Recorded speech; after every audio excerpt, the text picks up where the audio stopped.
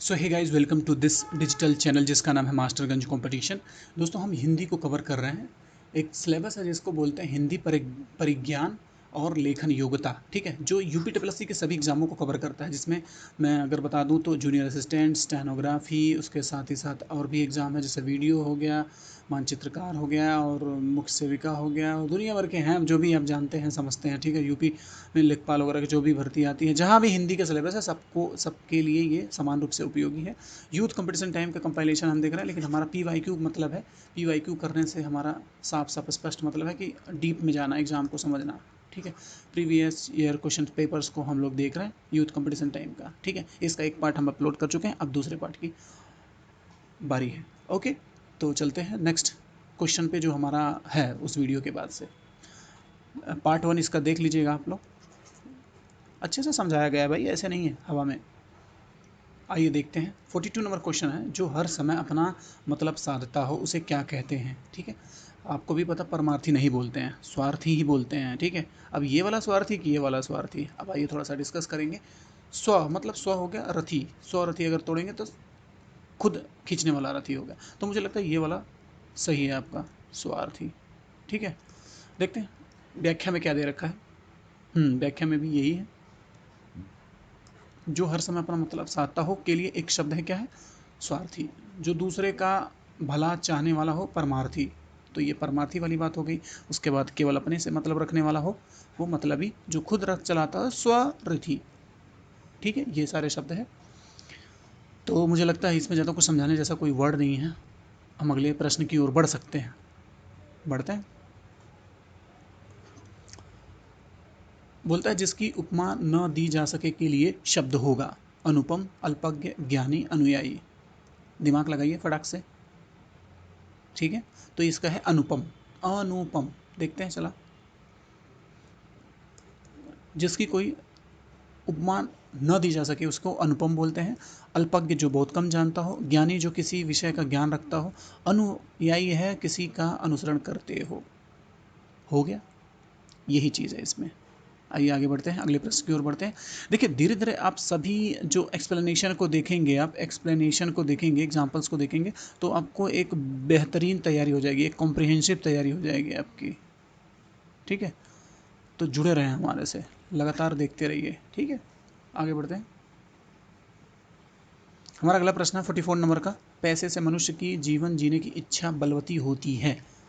बलवती, जीवन जीने की इच्छा बलवती, जीवन जीने की इच्छा को क्या बोलते हैं।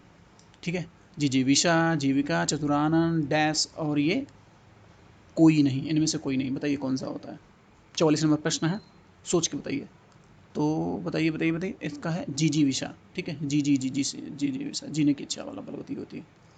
तो देख लीजिए, पैसे से मनुष्य की जीवन जीने की इच्छा बलवती होती है, वाक्य में रेखांकित वाक्यांश जीवन जीने की इच्छा के लिए है। ठीक है, एक शब्द जिजीविषा है, जबकि जीविका जीवन निर्वाह का साधन, तथा चतुरानन जो है चार आनंद मुख हो के लिए एक शब्द है। समझ में आए, ये जीविका अलग चीज़ है। जीविका मतलब ऐसी चीज़ जहाँ जीवन निर्वाह के लिए कोई कार्य किया जाए या पारितोषिक रूप से लिया जाए, तो वो उस जीविका हो गई, उस पारितोषिक के लिए काम किया जाए। और जीवन जीने की इच्छा के लिए जी जी विषा होता है।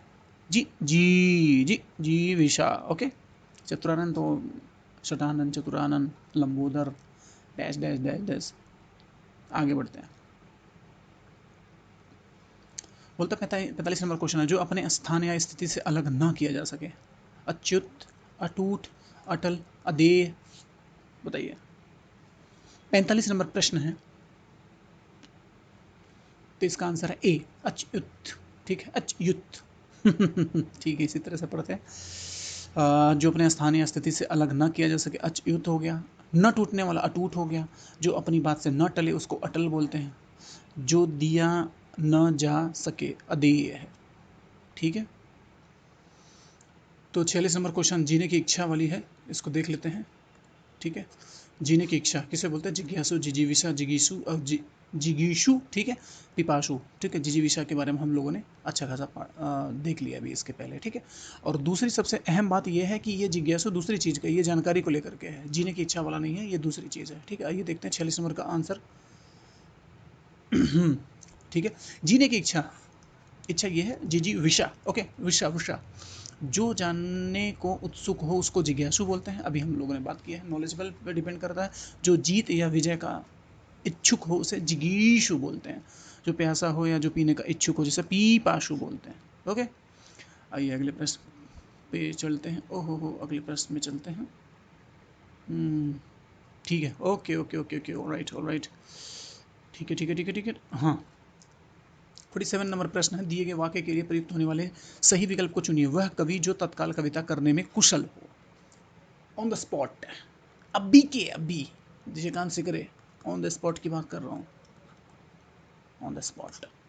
ठीक है, अभी के अभी करके दे, अभी के अभी करके देता हूँ वही वाला, अभी ठीक करके देता हूँ वही वाला ठीक है, तो बताइए क्या होता है। 47 नंबर का आंसर है, अच्छा इसका विकल्प तो पढ़ा ही नहीं मैंने। सुकवि, महाकवि, राजकवि, आशु कवि। ठीक है, तो आपको इशारे में ही समझ में आ गया होगा, ये आशु कवि। ठीक है, आशु कवि, आशुलिपि जैसे होता है उसी तरह से आशु कवि, तुरंत के तुरंत। जो तत्काल कविता लिखने में हो उसको क्या बोलते हैं, निपुण होता है उसको क्या बोलते हैं, आशु कवि। जो कवियों में श्रेष्ठ हो उसे महाकवि बोलते हैं। जो किसी राज दरबार में रहकर राजा से संबंधित कविताओं की रचना करता हो उसे राजकवि, राज से राजकवि। और बहुत बड़ा श्रेष्ठ हो, बहुत ही विद्वान हो, प्रकांड हो, ठीक है, तो वो महाकवि। ओके, आइए आगे बढ़ते हैं, अगले प्रश्न की ओर बढ़ते हैं देख लियो तो देख ही लो। 48 नंबर है, जो धरती फोड़कर जन्मता है। स्वयंभू, जन्मजात, जरायुज और उद्विज। बताइए। स्पष्ट रूप से दृष्टिगोचर हो रहा है आपके स्क्रीन पे। डी आंसर इसका है, जो धरती फोड़कर जन्मता है। ठीक है, बोलते हैं उसे उद्भिज कहते हैं। वह झिल्ली, झिल्ली जिसमें माता के गर्भ में निकलने से समय खेड़ी में लिपटा हुआ, अच्छा अच्छा, जरायुज बोलते हैं। अच्छा अच्छा अच्छा, ठीक है ठीक है, बहुत गहरी वाली बात है। ठीक है, तो जो धरती को फोड़कर निकलता है तो उसको बोलते हैं उद्भिज, समझ में आ गया।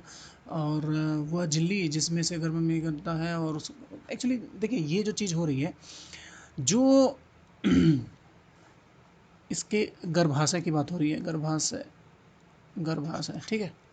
गर्भाशय में बच्चा ऐसे नहीं रहता है कि मतलब इधर से उधर रो कर रहा है, एक पतली सी झिल्ली के रूप में रहता है, उसमें से खाने पीने का भोजन वगैरह सब कुछ उसी में रहता है, उसी में जो भी करता रहता है उसी का, और डिजेस्ट होता है उसी के करता रहता है। तो जब वो फाड़ के निकलता है तो उसके साथ और भी चीज़ें निकलती हैं एक्स्ट्रा। ठीक है, इसके साथ एक पूरा एक इसके लिए इन्वायरमेंट क्रिएट रहता है वो उसी टाइम के लिए, पेट के लिए, पेट के अंदर ही, माँ के कोख के अंदर, पेट नहीं, माँ के कोख के अंदर। तो जब वो निकलता है उसके साथ उसको खेड़ी बोलते हैं। ठीक है, खेड़ी में लिपटा हुआ तो वो जरायु बोलते हैं। उसी में जो ढेर सारी चीज़ें रहती हैं उसको समझ जाओ ना यार, डीप वाली बात है। जो स्वयं जन्मा उसे स्वयंभू बोलते हैं, बस हो गया। ये चीज़ थोड़ा समझ लो, जो भी देख रहा हो समझ। ठीक है, ओके, अगले प्रश्न की ओर बढ़ते हैं। हमारा अगला प्रश्न है जिसको हम बोलते हैं, क्या बोलते हैं, हाँ, 49 नंबर प्रश्न है हमारा। वाक्यांश का एक शब्द बताइए जिसके हृदय में ममता नहीं है, जिसके हृदय में ममता नहीं है। ठीक है, बताइए। निर्मम, निर्मम हत्या करने वाले हत्यारे, इस टाइप का अपन ने सुना होगा, तो निर्मम वही है जिसके अंदर दया भाव और करुणा ऐसी कोई नहीं है, बस बस कर दिया। ठीक है, आगे देखते हैं। बनता नहीं उसे, उसको बोलते हैं निर्मम बोलते हैं। वाक्यांश के लिए निर्मम होता है, जबकि हृदय में दया न हो उसको निर्दय बोलते हैं। ठीक है, ममता ना हो उसको निर्मम बोलते हैं, और दया ना हो तो निर्दयी बोलते हैं। ठीक है, जो डरे नहीं के लिए निर्भय बोलते हैं। ओके, समझ में, आगे बढ़ते हैं, अगले प्रश्न की ओर बढ़ते हैं। 50 नंबर प्रश्न है, दिए गए वाक्यांश के लिए एक शब्द का चयन कीजिए। पूरब और उत्तर के बीच, सभी जानते हैं, बताइए। ये हो गया उत्तर, उत्तर दक्षिण, और आपका ये पूरब हो गया, ये पश्चिम हो गया। बताइए, बोलता है उत्तर और पूरब के बीच, ये वाला जो दिशा है, ये मेरे दोस्त का नाम भी है। ठीक है, ईशान। ठीक है, ईशान। आइए, पूरब और उत्तर के मध्य की दिशा को ईशान कहते हैं, जबकि पूरब और दक्षिण के मध्य, पूरब और, सॉरी, कहाँ गया भाई, पूरब और दक्षिण के मध्य, ये वाली, इसको बोलते हैं आग्नेय। ठीक है, आग्नेय तथा दक्षिण और पश्चिम के मध्य, इन दोनों के बीच में, इसमें क्या बोलते हैं उसको, नैऋत्य, नैऋत्य। ठीक है, ये नय हो गया और ऋषि ऋषि लिख दिया और त्य लिख दिया, नैऋत्य हो गया। पश्चिम और उत्तर के दिशा के बीच वायव्य, वायव्य। ठीक है, वायव्य। ठीक है, वायव्य हो गया। समझ में आई बात, समझ जाओ। ठीक है, यहाँ के चारों के बारे में पता चल गया। ईशान हो गया, आग्नेय हो गया और नैऋत्य हो गया और ये वायव्य हो गया, वायव्य। ठीक है, आगे बढ़ते हैं। 51 नंबर प्रश्न है, एक ही समय में वर्तमान, आजीवन, शाश्वत, समकालिक, समसामयिक, समानुकूल, यही है। और करंट अफेयर्स की बात तो हो रही है, उसमें क्या है, समझ जाओ आप लोग। एक ही समय में अभी जो करंट अफेयर्स जो होता है उसी को तो बोलते हैं करंट अफेयर्स, वही हो गया समसामयिक। तो बोलते हैं एक ही समय में वर्तमान को समसामयिक कहते हैं, जैसे जीवन भर तक आजीवन कहते हैं, समय के अनुकूल को समय अनुकूल कहते हैं, सभी जानते हैं। अगले प्रश्न की ओर बढ़ते हैं। बोलते हैं पार्थिव, पार्थिव शरीर, पार्थिव, पार्थिव, तो उसी से समझिए, उसी से संबंधित है ये। आइए देखते हैं। ठीक है, अरे नहीं नहीं नहीं नहीं, पार्थिव शरीर मतलब मिट्टी में मिलने वाली चीज़ है, ये है, ऐसा कोई दिक्कत नहीं है। आइए देखते हैं। जिसका संबंध मनुष्यों से हो, जिसका संबंध प्रथा से है, जिसका संबंध ईश्वर से है, जिसका संबंध पृथ्वी से है। तो 52 नंबर जो प्रश्न है, इसका आंसर बताइए आप लोग। इसका आंसर है डी, जिसका संबंध पृथ्वी से है। ठीक है, पार्थिव मतलब पृथ्वी से।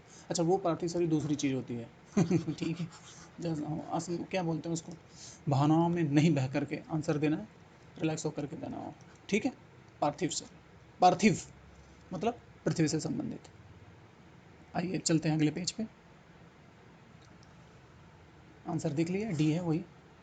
अब आइए एक महत्वपूर्ण प्रश्न देखते हैं, इतना अच्छा सा शुद्ध हिंदी लिखा हुआ है, इसको देखिए पढ़िए। 53 नंबर प्रश्न है, प्रत्युत्पन्नमति, प्रत्युत्पन्नमति।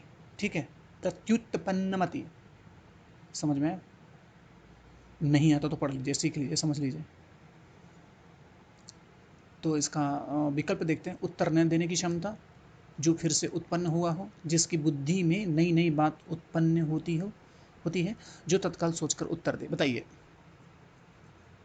53 नंबर प्रश्न, तर्पण, जो तत्काल सोचकर उत्तर दे, यही होता है, तुरंत, वही है, हाजिर जवाबी जिसे बोलते हैं, तत्काल सोचकर उत्तर दे, प्रत्युत्पन्न। ओके, अगला प्रश्न देखते हैं। 54 नंबर प्रश्न, जो इंद्र पर विजय प्राप्त कर चुका हो। इंद्रजेय हो गया, इंदु हो गया, इंद्रजीत हो गया, जितेंद्रिय हो गया। बताइए।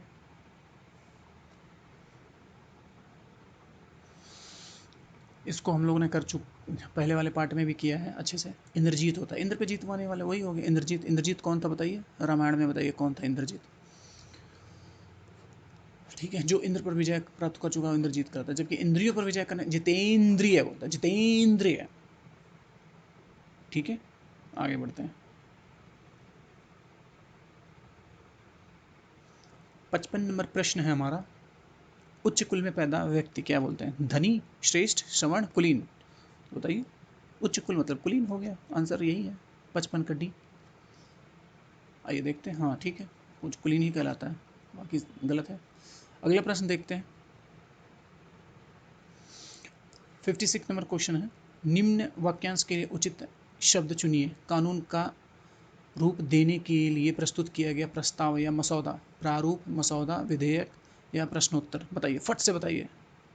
ऑब्वियस सी बात है, जब विधेयक पास होता है तभी तो आगे जब कानून बनता है, वो जब लागू होता है तो राष्ट्रपति का हस्ताक्षर होने के बाद। ओके, तो यही है, प्रस्ताव या मसौदा के लिए उचित शब्द क्या है, विधेयक। ओके, अगला प्रश्न देखते हैं। 57 नंबर प्रश्न, जो मोक्ष चाहता है या चाहता हो उसके लिए, मुमुक्षु, मुमुक्ष, मुर्मुक्ष, ममुक्ष। बताइए। 57 नंबर प्रश्न है, तो मुमुक्ष है ये, मुमुक्ष। एक बार लिख देता हूँ, मु, हाँ, मुमुक्ष। ओके, मुमुक्षु तीनों है, उ उ उ उ, मुमुक्षु। समझ में आगे बढ़ते हैं। इसकी व्याख्या में यही है कि जो मोक्ष आता उसे मुमुक्षु, मर जाने की कामना मुमूर्षा, मूर्छा, जिसे मर जाने की कामना हो मुमूर्षु। अंतर है देखिए, यहाँ ऊ की छोटा ऊ की मात्रा है, यहाँ खाली है, और यहाँ छोटा ऊ की मात्रा है। ठीक है, समझने की कोशिश कीजिए। शब्दों का हेर फेर है, शब्दों में स्वर का हेर फेर है, उसको चीज़ को समझने की कोशिश कीजिए, सब कुछ सब ठीक हो जाएगा। ठीक है, अगले प्रश्न की ओर बढ़ते हैं। 58 नंबर प्रश्न है, जिसे प्राण द्वारा सिद्ध न किया जा सके उसके लिए सही शब्द है अप्रामाणिक, अनुप्रमेय, अप्रमेय, अप्रामाणिक।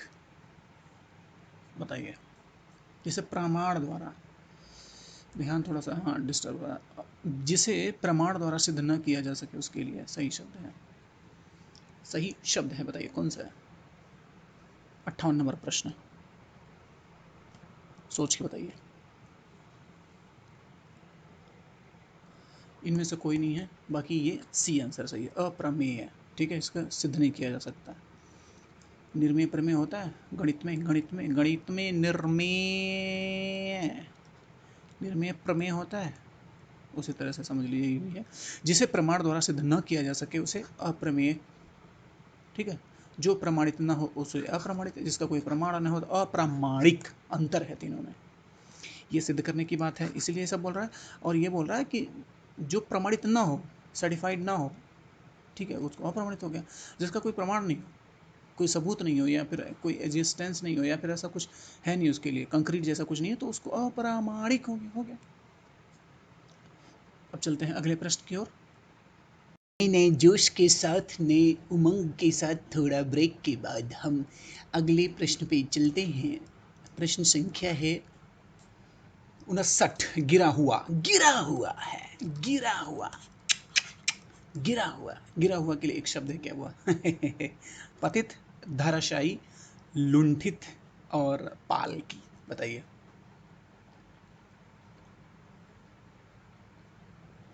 तो पतित है, पतित, इसका आंसर पतित है। आइए इसका देखते हैं क्या व्याख्या, कुछ दिया नहीं है, वही है, सब कुछ सही है। आगे बढ़ते हैं, आगे बढ़ो बच्चों, आगे बढ़ो बच्चों। 60वां है, जिसकी आशा न की गई हो उसको बोलते हैं क्या? इसको तो हम कर चुके हैं, कोई बात नहीं, देखते हैं। अप्रत्याशित इसको बोलते हैं। ठीक है, अप्रत्याशित बोलते हैं इसको, अप्रत्याशित ये वर्ड होता है, अप्रत्याशित। जिसकी कोई, हाँ ठीक है, जिसकी आशा न की गई हो उसको अप्रत्याशित बोलते हैं। ओके, अच्छा, अब एक और है वर्ड, आशा से बहुत अधिक, आशातीत बोलते हैं, आशा से बहुत अधिक। ठीक है, more than enough, more than enough मतलब more than beyond the thinking. हाँ ठीक है, अंग्रेजी और हिंदी दोनों एक साथ कर लेंगे, आपका सितारा बुलंद हो जाएगा। कहने की मतलब, कहने का अर्थ और तात्पर्य यही है कि आपको समझ में चीज़ें आ जाएंगी। अगले प्रश्न की ओर हम बढ़ते हैं। तो बढ़ गए हैं, बढ़कर आगे 61 नंबर प्रश्न पर। पृथ्वी के 3 ओर से पानी वाला स्थान क्या है? 3 ओर की बात हो रही है, द्वीप, प्रायद्वीप और महाद्वीप। बताए। 61 नंबर प्रश्न है,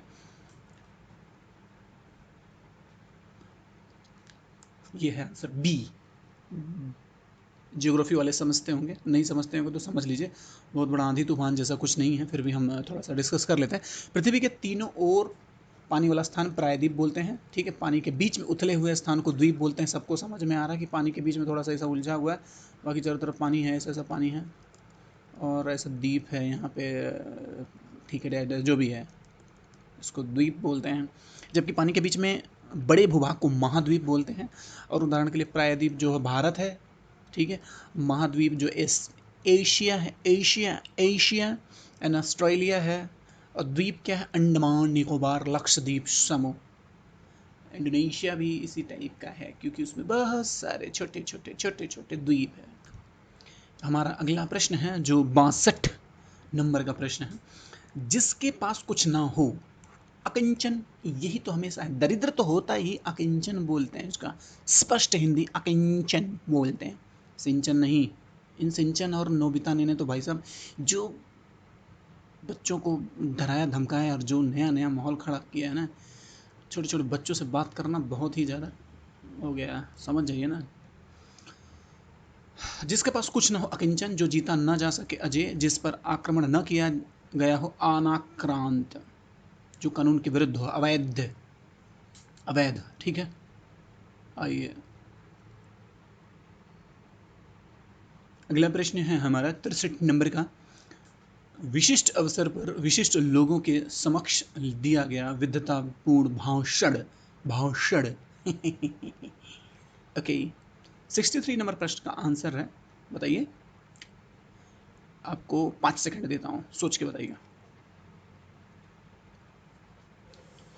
तो मैं उसमें देता हूँ विशिष्ट अवसर पर दिए गए लोगों के लिए भाषण क्या है? अभिभाषण होगा, अभिभाषण ही होगा, अभिभाषण ही होगा, आई थिंक सो। चलिए देखते हैं, हाँ अभिभाषण ही है, बी है। अभिभाषण दो लोगों या अधिक लोगों के बीच किया गया वार्तालाप संभाषण होता है, संभाषण, ठीक है। लोगों का विशिष्ट अवसर पर विशिष्ट लोगों के सामने अभिभाषण हो गया, और ये संभाषण हो गया, दो लोग रहे या दो से अधिक लोग रहे। वार्तालाप है वो भाषण है, दोनों में फर्क है, सॉरी दोनों में अंतर है। अब 64 नंबर प्रश्न है, आदि से अंत तक, बताइए। आदि से अंत तक प्रश्न सोच के बताइए। मैं आपको देता हूँ 3 सेकेंड।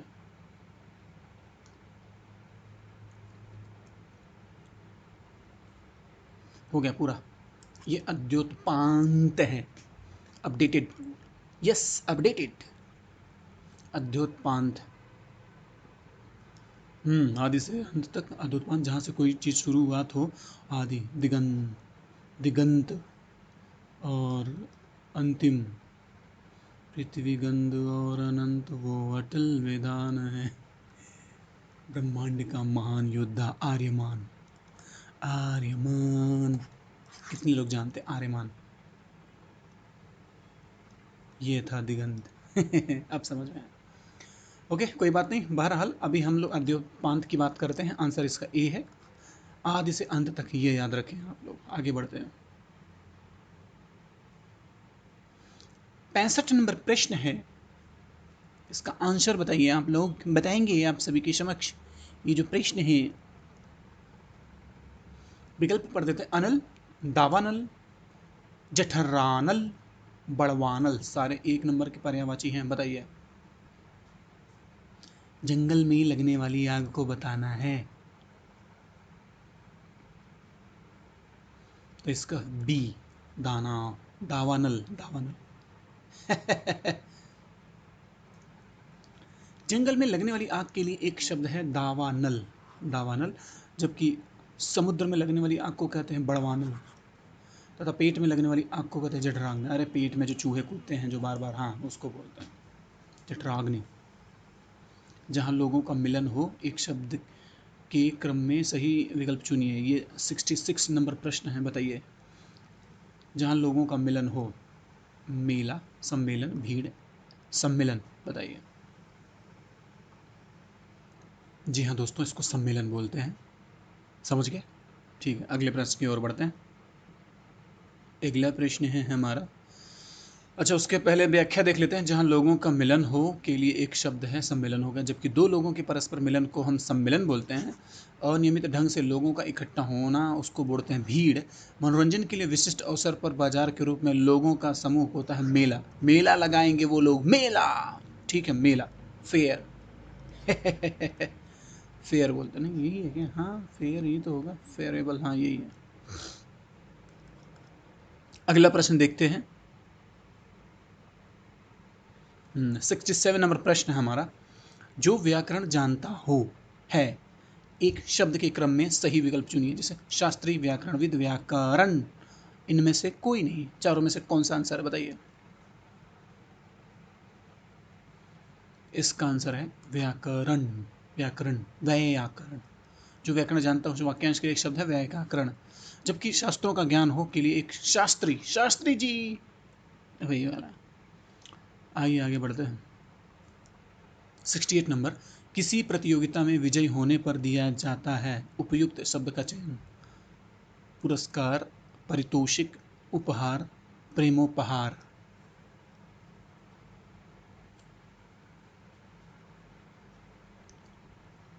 ठीक है, तो ये पारितोषिक बोलते हैं, पारितोषिक, पारितोषिक। ठीक है, आइए इसका व्याख्या देखते हैं।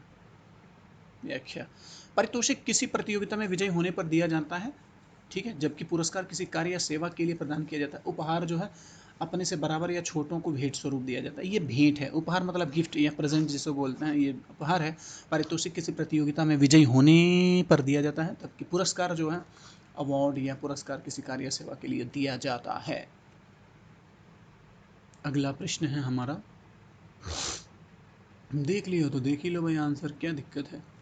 69 नंबर प्रश्न है, सख्य, सख्य भाव मिश्रित अनुराग को कहते हैं। सख्य भाव मिश्रित अनुराग को कहते हैं। इसको हम लोगों ने एक बार और देखा था। ये बहुत ही अद्भुत है, बहुत ही उम्दा है, जो समझने योग्य है आप सभी के लिए। ठीक है, तो ये है इसका डी, प्रणय। प्रणय सूत्र में बंधने वाला, याद याद है, कार्ड दिया था, मैं कार्ड बोला था कि ये कार्ड है, फिर ये डैश डैश डैश डैश, तो प्रणय ये था। ठीक है, सख्य मतलब सखा वाला, तथा भाव तथा हो गया, और मिश्रित अनुराग, अनुराग मतलब प्रेम, मिलाप। प्रणय को कहते हैं स्नेह, अपने से छोटे बच्चों से होता है सख्य भाव, अपने सख्य भाव मिश्रित अनुराग को प्रणय कहते हैं। स्नेह जो है अपने छोटों से या बच्चों से होता है। सख्य भाव अपने दोस्तों या सखाओं के प्रति होता है, ये सख्य भाव हो गया, ये प्रणय दूसरा है। दो बातें हैं यहाँ पे, तीन बातें हैं, तीनों को अलग अलग कर देते हैं। आइए एक किनारे से फिर से करते हैं। ये सख्य भाव क्या है, अनुराग या प्रणय को बोलते हैं, ये अलग है, डिफरेंस है, डिफरेंट है। ये है स्नेह, अपने से छोटे तथा बच्चों से होता है। सख्य भाव अपने दोस्तों या सखाओं के प्रति होता है। अंतर है ना दोस्ती और वो पर्सनल है। ओके ओके ओके ठीक है, जोक सपाट समझ में आ गया, सख्य भाव और समभाव या स्नेह। अब आइए अगले प्रश्न पे चलते हैं। 70 नंबर जो प्रश्न है हमारा, बोलता है कुसंगति के कारण चरित्र पर दोष लगना क्या होता है। उपयुक्त शब्द का चयन करें। अपयश, अपकीर्ति, कलंक, दुष्चरित्र। रक्त चरित्र ये जो है उसी तरह से दुष्चरित्र है। बताइए, सोच लिया? नहीं सोचे? चलिए सोचा देते हैं आपको, सोच लीजिए। तो कलंक होता है, चरित्र पर दोष लग जाता है तो कलंक हो जाता है। जैसे किसी भी अभ्यर्थी, जो अभी अभ्यर्थी इस संघर्षपूर्ण परिस्थिति में जी रहा है, सरवाइव कर रहा है, इस दौर से गुजर रहा है, तो उसके माथे पर, ठीक है, उसके माथे पे कलंक जैसी चीज़ चल रही है भाई, कलंक जैसा। क्या पड़ेगा, कैसे करेगा, क्या नहीं करेगा, कैसे है, जिंदा है, क्यों है, कैसे। बस लोगों को बस ये चीज़ दिख रही है। अब क्या है, कैसे है, क्या नहीं है, दुनिया ही जानती है, या वो लड़का ही जानता है, या समझता अभ्यर्थी ही जानता है। तो इस स्थिति से, लेकिन ये कुसंगति के कारण है। मैं थोड़ा सा अलग से बात कह रहा हूँ आपको। कलंक की बात पे हम कह रहे हैं, कलंक भी एक नए ज़माने का जो अभी शब्द है, जो संघर्षशील स्थितियाँ चल रही हैं अभ्यर्थियों की ज़िंदगी में या उनके लाइफ साइकिल में, तो ये कलंक है कि भाई वो पता नहीं कब क्या करेगा, कब नौकरी लगेगी, क्यों टाइम बर्बाद कर रहा है, क्यों इतना ज़्यादा फॉर्म के पीछे पड़ता रहता है। यहाँ तक जाता है 10 फॉर्म दिया होगा, 15 फॉर्म भर दिया होगा, 4 फॉर्म भर दिया होगा, 3 फॉर्म भर दिया होगा, उसका नहीं हुआ। क्या पड़ता है, क्या नहीं है, ये कलंक है। फालतू में टाइम बर्बाद कर रहा है, पैसा बर्बाद कर रहा है माँ बाप का या गार्जियन का, देख रेख करने वाले। ये कलंक है, ये भी एक कलंक है। इसको लिखिएगा मत कहीं, इसको सोचिएगा, समझिएगा और ध्यान रखिएगा इस चीज़ को। समझ में आए? आइए कम टू द टॉपिक।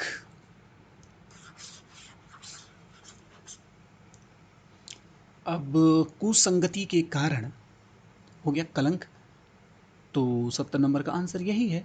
आइए एक बार व्याख्या देख लेते हैं। अच्छा, अगले पेज पे चलना होगा।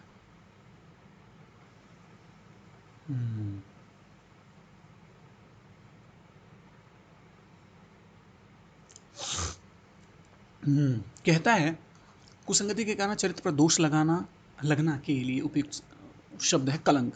जबकि अपयश स्थायी रूप से बदनाम होता है। दुष्चरित होता है दुष्टता के कारण चरित्र पर, ये हमारा नहीं है, ये हमारा जो अभ्यर्थी वर्ग है इसमें नहीं है दुष्टता के कारण चरित्र पर लगने वाला दोष। अपकीर्ति मतलब ऐसे बुरे काम जिसके कारण कीर्ति कम हो गई हो। बदनामी समझ रहे हैं, बदनाम कर दिया किसी कार्य की वजह से, किसी डैश डैश डैश डैश करके, जो भी है उसको अपकीर्ति बोलते हैं। अब आइए, शस्त्र क्या है, उपयुक्त शब्द का चयन करें। क्या बात है, अस्त्र शस्त्र, याद है अस्त्र शस्त्र, उसी से। अगर आप, वही मैं बोल रहा हूँ कि अगर रामायण और भगवत गीता और ये महाभारत अगर इस टाइप की चीज़ें आप अगर देखे होंगे अपनी लाइफ में, तो आपके लिए बहुत ही आसान शब्द दिख रहा है, अस्त्र और शस्त्र। ठीक है, बताइए तब, एक बार ऑप्शंस पढ़ देते हैं हम। वह हथियार जो फेंक कर चलाया जाता है, वह हथियार जो हाथ में थाम कर चलाया जाता है, एक तरह का विद्या, एक तरह की विद्या हो गया, और तथा इनमें से कोई नहीं। ठीक है, शस्त्र होता है, नहीं बोलते अस्त्र शस्त्र दोनों विधाओं में निपुण, वो महायोद्धा है कौन, बाहुबली। ठीक है, वह हथियार जो हाथ में थाम कर चलाया जाता है उसको बोलते हैं शस्त्र, ये आंसर सही है आपका। ठीक है, ये इसकी व्याख्या देखते हैं।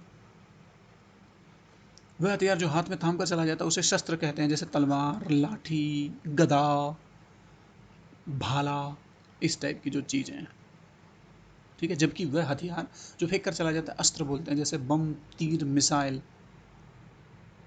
ठीक है, जो हाथ में पकड़े रहो, वही बात है, छोड़ो नहीं उसको, हमेशा पास रखो। गदा होता तो जनरली यही होता है, अब फेंक के मार दो तो कोई दिक्कत नहीं। 72 नंबर प्रश्न है, जिसमें संसार के प्रति मोह न रहा हो, क्या बात है, उपरयुक्त शब्द का चयन करें। क्या है, वीतरागी, शीतरागी, अनुरागी, रागी। 72, उसको वीतरागी बोलते हैं। जिसमें संसार के प्रति मोह न रहा हो, वाक्यांश के लिए उपयुक्त शब्द क्या है, वीतरागी होता है। जबकि जिसमें संसार के प्रति मोह के लिए हो, जिसके अनुरागी बोलते हैं। वीतरागी और अनुरागी दोनों में ज़मीन आसमान का, ज़मीन आसमान का अंतर सिर्फ एक एक ये अक्षर की वजह से हो रहा है, वर्ण की या अक्षर, मान लीजिए न, न जो है, न न अक्षर या कहें वर्ण की वजह से, न की वजह से। मोह हो तो ये दूसरा हो जाएगा, मोह ना हो तो तीसरा हो जाएगा। अगला प्रश्न देखते हैं। 73 नंबर प्रश्न, जो कभी बूढ़ा ना हो, उपयुक्त शब्द का चयन करें। अमर, अजर, सदाबहार, तरुण। बताइए। ठीक है, अजर, जो बूढ़ा ना हो तो उसको अजर बोलते हैं। आइए देखते हैं क्या है। जो कभी बूढ़ा ना हो के लिए उपयुक्त शब्द क्या है, अजर। जबकि जो कभी मृत्यु को प्राप्त न हो उसको अमर बोलते हैं, तथा युवा अवस्था को प्राप्त करने वाले को तरुण बोलते हैं, एवं प्रत्येक स्थिति में एक समान बने रहना के लिए उपयुक्त सदाबहार बोलते हैं। ये तो आसान ही था। अगला प्रश्न देखते हैं, जो कानून के विरुद्ध हो, उपयुक्त शब्द का चयन करें। वैधानिक, संवैधानिक, निरुद्ध, अवैध। विरुद्ध की बात करें तो अवैध रूप से कब्जा करने वाले जो हैं उन्हीं को बोलते हैं, अतिक्रमण हटाया जाता है अवैध रूप से कब्जा करने वाले।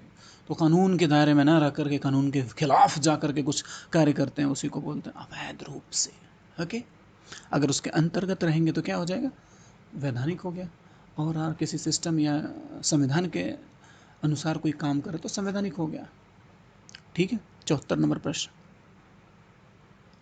हाँ आंसर यही था, अवैध होगा जबकि संविधान के अधीन हो तो संवैधानिक, जो विधि के अधीन हो उसे वैधानिक। अभी हम लोगों ने डिस्कस कर ही लिया। आइए देते हैं अगला। 75 नंबर प्रश्न, किसी कथन पर सहमत होना, समर्थन, अनुमोदन, स्वीकृति, सहमति।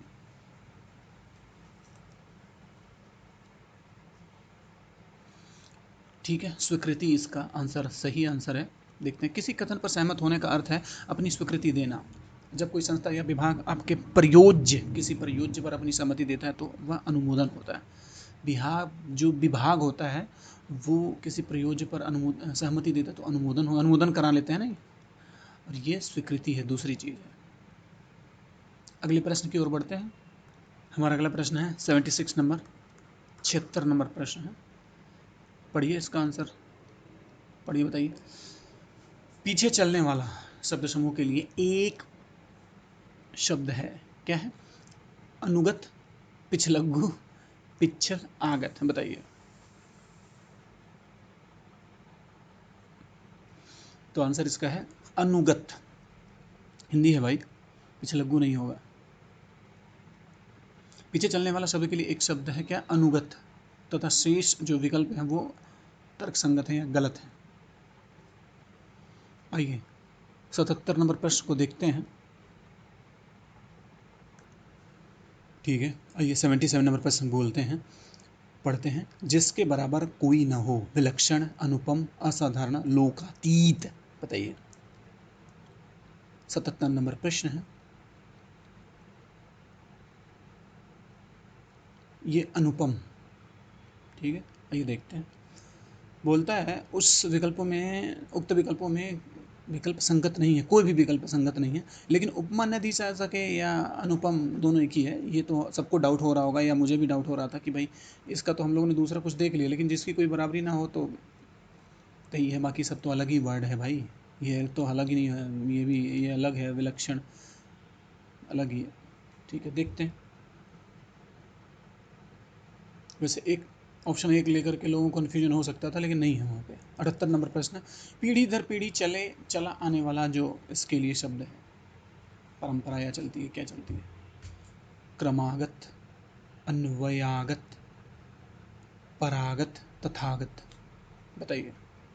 78 नंबर प्रश्न है, तो अन्वयागत है।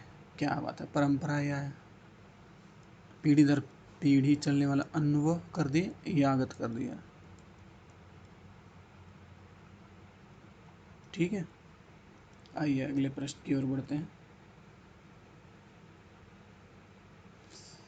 अच्छा, इसका व्याख्या देख लेते हैं। सब कुछ वही है क्रम से, और क्रम से चलने वाला क्रमागत होता है, पीढ़ी दर चलने वाला अन्वयागत होता है, अन्वयागत होता है। ठीक है, आइए अब देखते हैं। 79 नंबर प्रश्न है हमारा, पर्वत की तलहटी। ठीक है, द्रोण, बेसिन, घाटी, उपत्यका। उप हो गया, ऐसा लिख दे, उप हो गया, तयाका कर दीजिए, उपत्यका। उपत्यका पढ़िए या तोड़ तोड़ के पढ़िए, उपत्यका। क्या लिखता हूँ यार, हाँ, उपत्यका।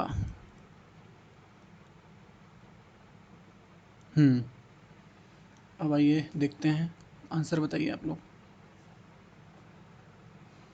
तो यही सही भी है, पर्वत की तलहटी को घाटी, द्रोणी, बेसिन नहीं बोलते, उपत्यका बोलते हैं, उपत्यका। तो देख लेते हैं, पर्वत की तलहटी को उपत्यका बोलते हैं, तलहटी जो पृथ्वी तथा समुद्र के तल से लगी हो। ठीक है, तलहटी इसको बोलते हैं। पर्वत का ऊपरी भाग एक शब्द होता है, अधिक्यता, अधिक्यका, अधित्य का, अधित्य का। सही है, पर्वत के ऊपरी भाग को अधिकता बोलते हैं, और पर्वत की तलहटी को बोलते हैं उपत्यका। और पर्वत की तलहटी जो हो गया, उसके बाद समुद्र और पृथ्वी के तल से लगी हुई उसको बोलते हैं तलहटी। आगे बढ़ते हैं। कंजूसी से धन व्यय करने वाला, कृपण, मरिष्ण, मितव्ययी और अल्पव्ययी, मसृण होता है। क्या बोलता हूँ मैं, मसृण, मसृण, मसृण है, मसृण। 80 नंबर प्रश्न है, आंसर बताइए। आंसर तो कृपण बोलते हैं, कंजूसी से धन व्यय वाला कृपण। आइए देखते हैं, कंजूसी से धन व्यय करने वाले को हम कहते हैं मसृण। ओके, और जो कंजूसी से धन व्यय करने वाले को कृपण बोलते हैं। हाँ ठीक है, मसृण दूसरा था। अच्छा, जुबान पे स्टाइल मारने से हो जाएगा। जो अपनी सारी ज़रूरतों को कम खर्चे में पूरा करे उसे बोलते हैं मितव्ययी। अब कंजूसी से खर्च करने वाले को, जो धन व्यय करता है, उसको कृपण बोलते हैं, कृपण। 81 नंबर प्रश्न है, किसी की सहायता करने वाला, सहायक, सहृदय, सहचर, सहकार। बताइए। तो सहायक ही होता है। तो आपका जो सहायक है, कनिष्क सहायक हो रहा है ना, तो वहाँ पे जो कार्यालय में आप जाएंगे, सहायता करेंगे टाइपिंग में या लेटर्स बनाने में, या फिर यूँ कहें कुछ ना कुछ करने में, आप रजिस्टर मेंटेन करने में, something something like that, official works हो सकते हैं, उसमें आप क्या करेंगे, सहायक के रूप में होंगे, क्या करेंगे, सहायता। ओके, और भी सहायता हो सकता है, फिलहाल मैंने आपको जानबूझ के बोला। आइए इसका देखते हैं आंसर, व्याख्या देखते हैं। तो सहायक कहते हैं जो हृदयवान हो उसको सहृदय कहलाता है, साथ चलने वाले को सहचर बोलते हैं, तथा साथ कार्य करने वाले को सहकार बोलते हैं। ठीक है, आइए अगले प्रश्न की ओर बढ़ते हैं।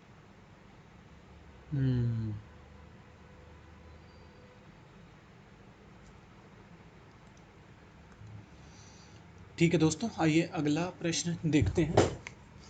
हमारा अगला प्रश्न है 82 नंबर, भला चाहने वाला, उसको लिए क्या बोलते हैं।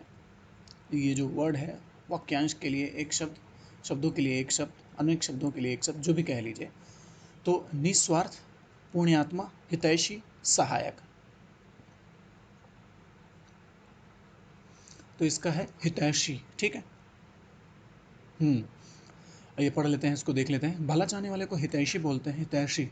जबकि अन्य इस प्रकार हैं, जैसे जिसमें निस्वार्थ निहित न हो। ठीक है, अरे जो निस्वार्थ हो, बस ये है। बाकी जिसमें स्वार्थ निहित ना हो उसको बोलते हैं निस्वार्थ। ठीक है, किसी की सहायता करने वाला, सहायक, इसके बारे में हम लोगों ने डिस्कस कर लिया। आगे बढ़ते हैं। अब हम आ गए हैं 83 नंबर प्रश्न पर। 83 नंबर प्रश्न पे आ गए हैं। ऐसा व्यक्ति जिसके आने का दिन और समय पहले से निश्चित नहीं होता। अभ्यागत, गणमान्य, अतिथि, असामयिक। बताइए। उसको बोलते हैं अतिथि। आजकल तो फ़ोन करके मैसेज करके लोग आते हैं, लेकिन पहले के टाइम में, आज के 15-20 साल पहले की ये बात थी कि कभी भी कोई आते थे तो रहता था। हाँ, ठीक है।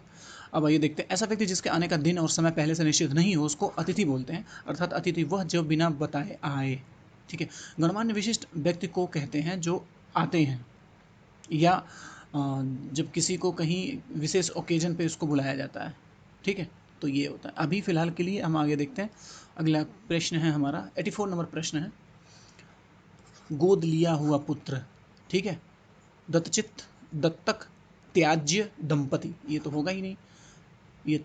और ये अब तीनों में से डिस्कस कीजिए, तीनों में से क्लैरिफाई कीजिए कौन सा होगा।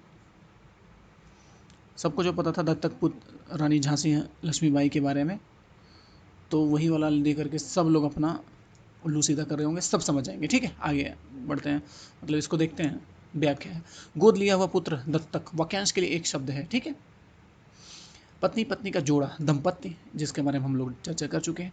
किसी त्याग देना उचित हो, जिसे त्याग देना उचित, त्याज्य, त्याज्य योग्य है। ठीक है, और किसी को किसी काम को चित लगाकर करने वाला, दत्तचित्त, दत्तचित्त। ठीक है, आइए देखते हैं। अगला प्रश्न है हमारा 85 नंबर प्रश्न, जो मापा न जा सकेगा। ठीक है, विकल्प है अपरिमेय, अमापित, अनुमेय, अनुपेय, अपर। बताइए। 85 नंबर प्रश्न, तो यही है अपरिमेय, जिसे मापा ना जा सके, तो यही है। आइए देखते हैं थोड़ा सा। जो मापा ना जा सके उसके अपरिमेय बोलते हैं, वाक्यांश के लिए एक शब्द है। और कुछ शब्दों को देख लेते हैं, जैसे जिसको पिया ना जा सके, अनुपेय, अनुपेय, जो कभी मरे ना, अमर हो गया। जो मापा ना जा सके, अमापित। ठीक है, हो गया, समझ में आ गया, हम लोगों ने देख लिया है।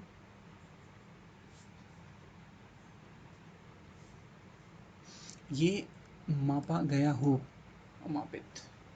ठीक है, भूतकाल की बातें हो रही है, वहाँ पे आने वाले तदात्म, भविष्य। ठीक है, अगला प्रश्न देखते हैं 86 नंबर, ईश्वर का कोई आकार नहीं होता। सरोकार, निराकार, साकार, उपयुक्त में से कोई नहीं। 86 नंबर प्रश्न है 86 नंबर, बताइए 86। ठीक है, निराकार ब्रह्म, जिसका कोई आकार नहीं। समझ में आई बात। चलते हैं अगले प्रश्न पर। क्या बात है, तो ये वाक्यांश अनेक शब्दों के लिए एक शब्द भी हमारा चैप्टर ख़त्म हो गया। इम्पॉर्टेंट इन्फॉर्मेशन ये है कि जो वीडियो आपने देखा है, ठीक है, अभी जो क्लास देख रखे हैं, उसमें कमेंट सेक्शन में लिखिए आप लोग, बहुत कम कमेंट आ रहे हैं और भी कमेंट चाहिए हमें, और फीडबैक ज़रूर दीजिए कैसा लगा है कैसा नहीं लगा है, ठीक है, फीडबैक तो देना ही है, आप लोग देते रहिए। और एक सबसे महत्वपूर्ण बात ये है, पेड बैच है जो है अवेलेबल है हमारा स्टेनो के लिए, बेसिक के लिए, एडवांस के लिए भी है। एडवांस में जैसे स्पीड बैच होती है, जैसे एसएससी हो गया, यूपी डब्ल्यूएससी का स्टेनो हो गया, हाई कोर्ट का हो गया, राजस्थान का हो गया, और भी बिहार पुलिस एसआई का स्टेनो का, यूपी पुलिस एसआई स्टेनो का, सबका है। बेसिक भी हमारे पास क ख ग घ से शुरू किया जाता है, क ख ग घ एक एक चीज़ बताया गया है, ठीक है। तो अगर ज़्यादा जानकारी चाहिए तो आपको दिए गए नंबर पे जो फ्लैशिंग हो रहा हो उसको आप देख सकते हैं, उस पर कॉल या मैसेज टेक्स्ट कर सकते हैं, फ्लैशिंग चल रहा होगा। ओके, मिलते हैं अगले वीडियो में नए चैप्टर के साथ। Thank you.